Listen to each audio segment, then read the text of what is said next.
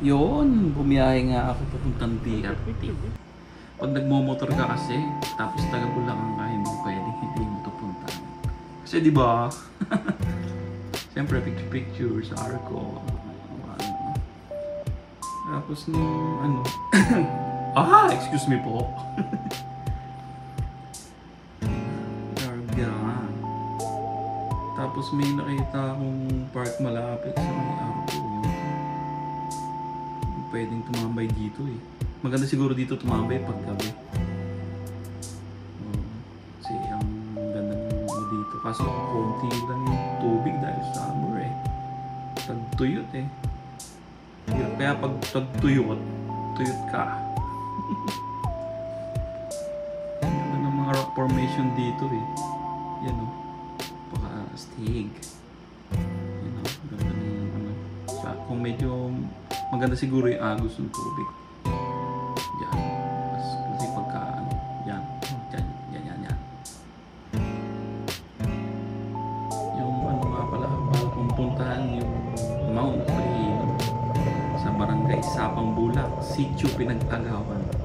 Sana oo, pinag-agawan. Pagpapasok ka pa lang dyan, mayroon ng may entrance fee, 10 piso. Tapos yung parking dyan, 20 pesos. Yung parking, okay naman kasi may mga nagbabantay galing sa barangay. Hindi mo pupuntahin, bigyan nila ng resibo.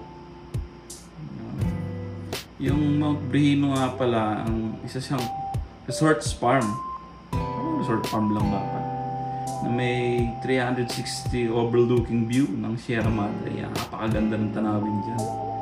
Yung mga offer nila, meron silang campsite dun sa may gilid. Tapos dun may kubo. Yan, mga dyan nasa baba din. Tapos may accommodation din sila pang overnight tsaka day tour. Yung pang overnight nila, mga triangulo, yung mga triangle na glass house. Tapos yung kubo, pang day tour ng nila. Yan, ang ganda. May, sana all. Ito mo yan. Ayan naman, nakikita mo yung blue na yun.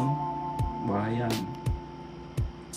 Maganda puntahan dito pagka mga grupo. Naghahanap ng mapapasyalan ngayong summer. Pwedeng swimming kasi nga may swimming pool. Dalawa yung swimming pool nila, parehas na infinity pool. Doon lang ako nagpunta sa isa dahil doon may silungan eh. Glute ako eh.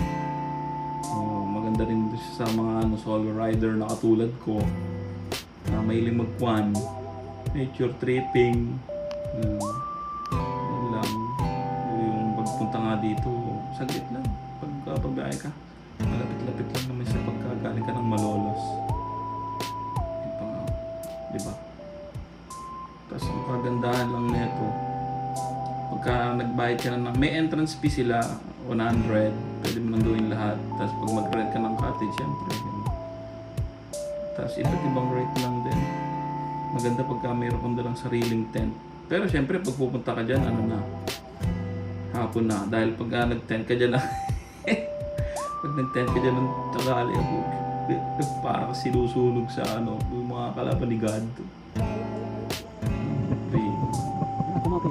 Pagka nagdoon ka na sa tuktok, makikita mo na yung buong view.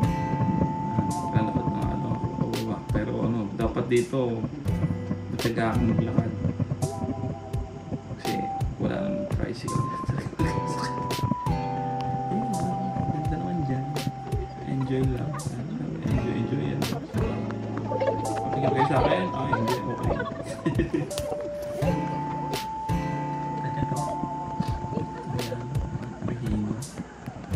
Swimming pool nila. Yan. Yung supervisor ko, yan. Nakausap ako, sabi niya, ang oras ka ba dyan? Si Kuya, galing pa siya ng Valenzuela. Nagpalipad din siya ng doon kaso hindi ma-detect ng satellite ng drone. Yan ang problema niya. Spark ka tayo. Sa akin yung tiguang 5 lang doon sa shop.